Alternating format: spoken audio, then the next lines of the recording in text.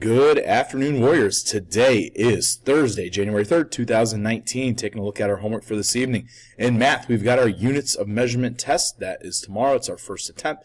Remember, you need to get a 36 out of 40 in order to pass that. You can use the links to Cram and Quizlet that are found in Google Classroom to study, as well as the quarter sheet of paper that you brought home the other day.